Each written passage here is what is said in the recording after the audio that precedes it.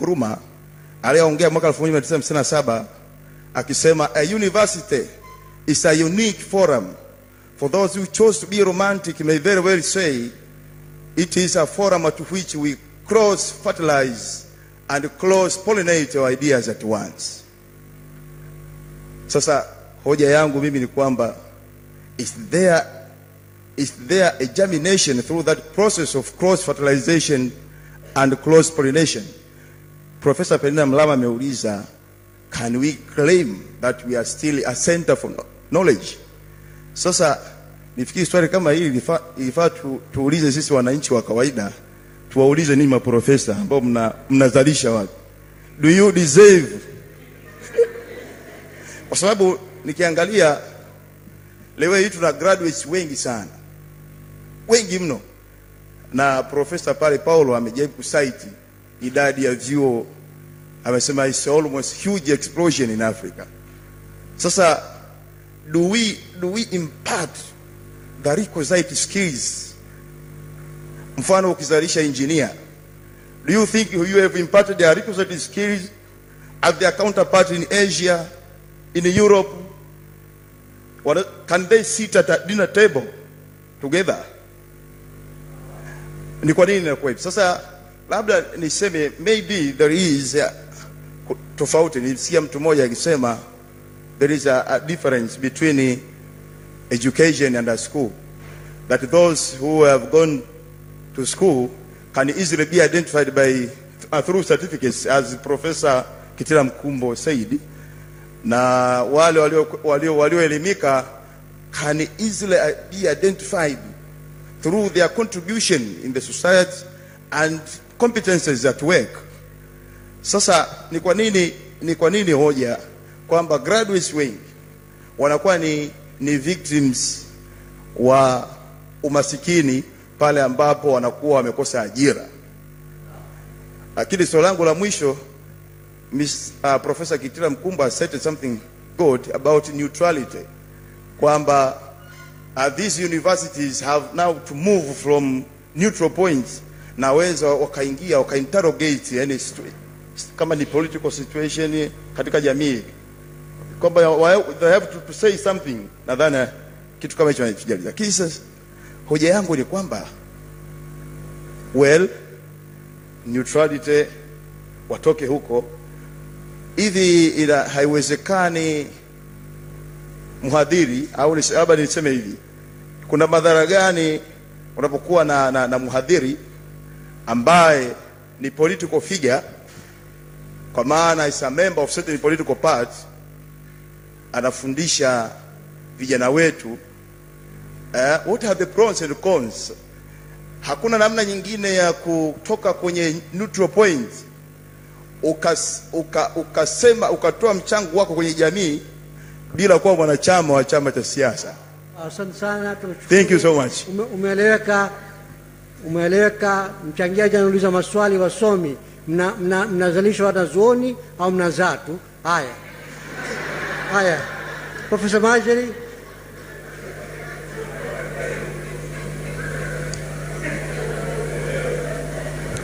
Asante sana, nashukuru sana aliyetoa mada. Nitachanganya Kiswahili na Kiingereza. Swali langu muhimu ni mahusiano katika hiyo ndoto yetu ya kuendeleza elimu ya juu na maendeleo, akutokuwa na maendeleo elimu ya msingi na sekondari. Na navyojua hii sio Tanzania tu, sababu Uwezo na wengine wanafanya utafiti wanafanya Kenya na Uganda. Samahani, mimi Professor Mhadhara Mbilini. Kwa hiyo kwa macho ya wengine kama mimi, naona kwamba tangu rekebishaji wa uchumi, structural adjustment, tumeingia katika swala la de-skilling the African population, na tokana na kuambiwa serikali zetu ondoa maendeleo, punguza, hakuna tena elimu ya bure, afya ya bure, huduma za bure na kadhalika. Hatuna muda wa kuchambua zaidi, lakini nadhani wengi mtaunga mkono na mimi kama tangu wakati ule pia tumeambiwa hamna haja ya kuendeleza universities nzuri kila nchi, na kadhalika.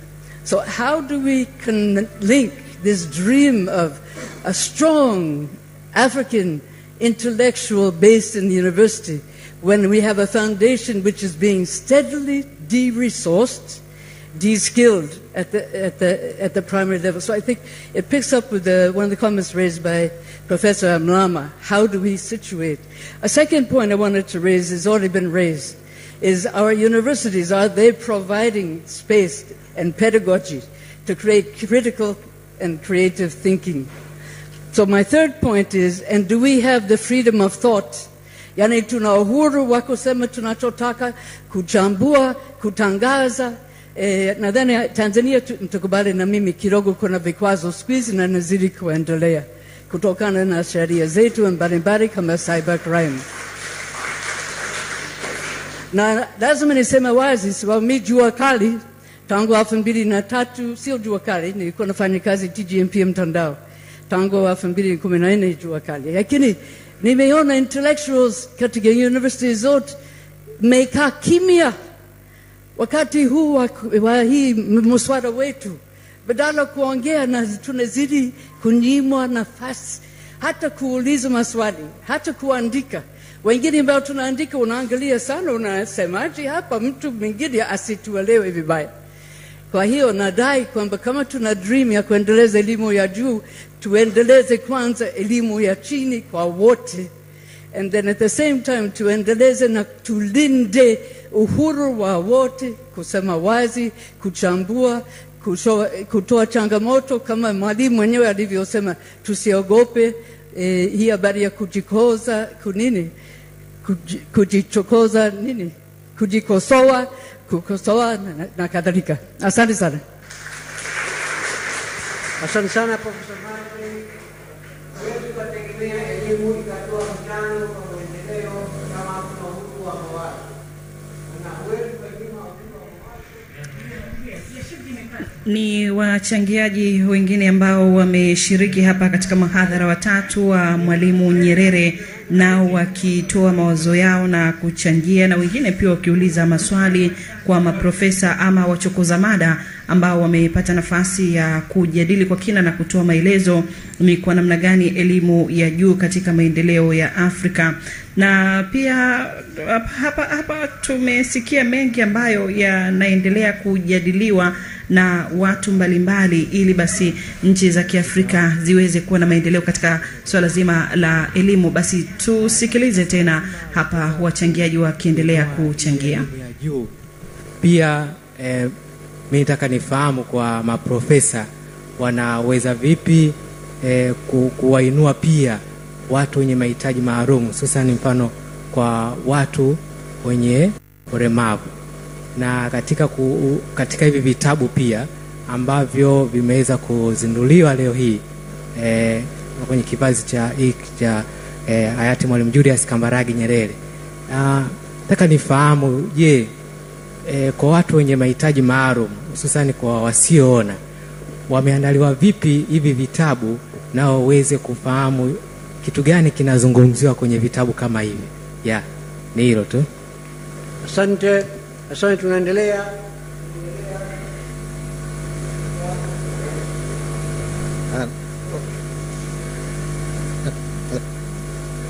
Asante sana mwenyekiti. Mimi naitwa Gerard. Niko hapa Costa Rica. Nataka nizungumze vitu viwili. Kimoja ni kama kuongezea tu alichosema Profesa Mkombo na ile swali aliloulizwa yule waziri wa Singapore. Ni kwamba kama tunataka kuweka hiyo kutumia usomi really, basi lazima tukubali kwamba tutakutana na critical thinking. Lakini nani wanakwenda universities? Abasema mama pale wanaanzia chini elimu ya msingi na mpaka sekondari. Mimi nilipokuwa nasoma shule pale Msoma pale Kamnyonge pale, tulikuwa tunaimba kila siku asubuhi nyimbo za utaifa, na naamini kwamba zile nyimbo zilitungwa na wazee wetu hapo ili kuacha kila mtoto aweze kujua dira ya nchi inavyoenda. By then ilikuwa ni self reliance, nakumbuka ujamaa na kujitegemea. Tulijog in the morning, hata kuna ile kipindi cha muziki darasani tulimba zile nyimbo Lakini my worry ni kwamba kizazi hiki sasa ambacho kinakuwa kuna shule hizi za dadi na mami ambao hata hawatembee kuimba, watafahamu kama nchi inaenda wapi? Hii dira ya nchi kweli inaenda vipi? That's my question. Kwa nafikiri kama Kavazi, kwa sababu na machapisho mengi ya Mwalimu Nyerere, mimi I'm like kwamba nilimuona kipindi kwa mdogo. I was lining up in the airport to see him, to shake hand. Sababu nilikuwa navutiwa sana na zile siasa zake. Na tumekuwa mpaka universities. When I was at UD, tumefukuza mara 3 na kumbuka 3 times tumeboycott pale. Kwa hali mbalimbali. Kwa nini? Tulikuwa na ujasiri toka tukiwa wadogo. Hasa leo hii kizazi hiki, I'm very much worried. Kama wanaingia universities, wana graduate, wanakuja kwenye taasisi, wanakumbana na mabosi ambao hao challenged. Leo hii sisi Afrika bosi hawezi kukosea, and then we still want to embrace critical thinking. Nafikiri kama Kavazi, how do we tap yale mawazo ya Nyerere, zile mbinu zile za kufanya kila mwananchi from the bottom up afahamu kwamba nchi sasa hivi inakwenda kwenye self reliance. Naomba kama Kavazi, if you come up with something even good, iweze ku transfer hizo experience kwenda kwenye lower levels. That's my contribution. Sawa, asante. Naendelea.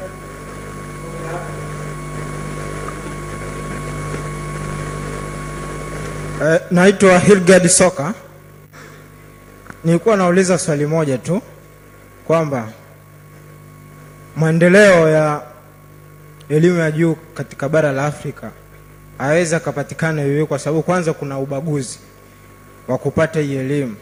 Mfano kwa Tanzania, waziri wa elimu juzi amewafunga minyororo maelfu ya wanafunzi kwenda chuo kikuu ambao wamepitia njia equivalent diploma, kwamba yeye amejamlia tu mara moja kama waziri, amepandisha zile GPA 3.5, baadaye tena amekaa ameshusha 3. Ina maana kabla ya hapo 2.7 walikuwa wanaenda university. Ina maana kwamba kuna maelfu ya wanafunzi ambao wameachwa, wameshinda kwenda university na walikuwa na uwezo kila kitu. Sasa mimi labda nijaribu kuuliza maprofesa, ukiangalia waziri wa elimu na ni swala zima la elimu, hawajatoa muongozo tuseme kwamba labda mtu mwenye diploma, mtu kamaliza form 6 ameshinda kwenda university, kapitia equivalent, kachukua diploma, leo ghafla na cheti chake labda alikuwa anafanya kazi mahali muda mrefu, unaona, leo hii anaambiwa kwamba uweze kwenda university, alafu hamna muongozo kwamba labda ukiwa na hiyo diploma basi chini ya 3 hiyo GPA unafanya vipi ili uweze kufika university. Kwa hiyo mimi nilikuwa naomba niulize maprofesa hapa pamoja na viongozi wengine, ili swala linatatuliwa vipi? Sawa, asante. Mheshimiwa Bilal, niliona mkono wako.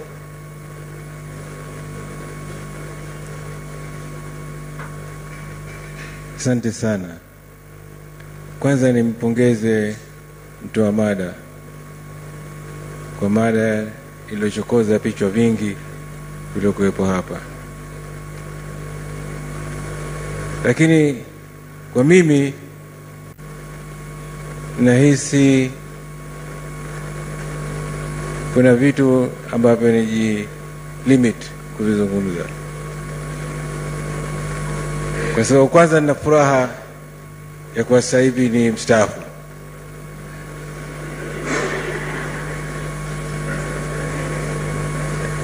And I feel quite lightweight about it. Secondly, I've been an advocate for many years of the study of sciences, and particularly basic sciences. I've taught in basic sciences. My whole life has been geared by trying to do basic sciences. But the sad thing about basic sciences in Africa is terrible. And it is my belief that we cannot make progress industrially in any country without putting an emphasis on the basic sciences.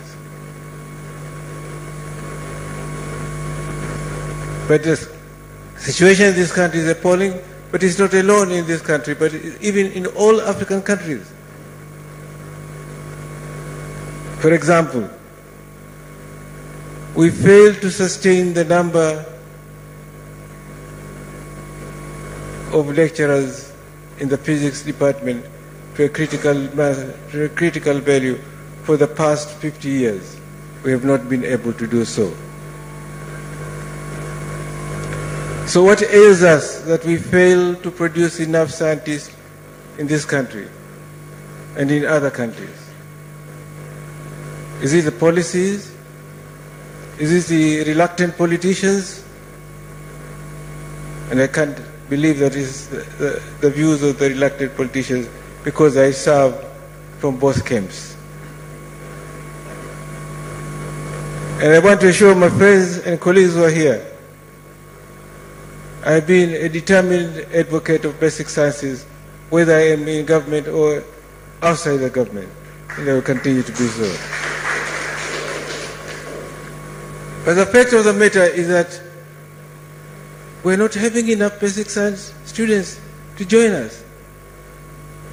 We have opened up opportunities in education from primary to college level, but we have still failed to produce basic scientists.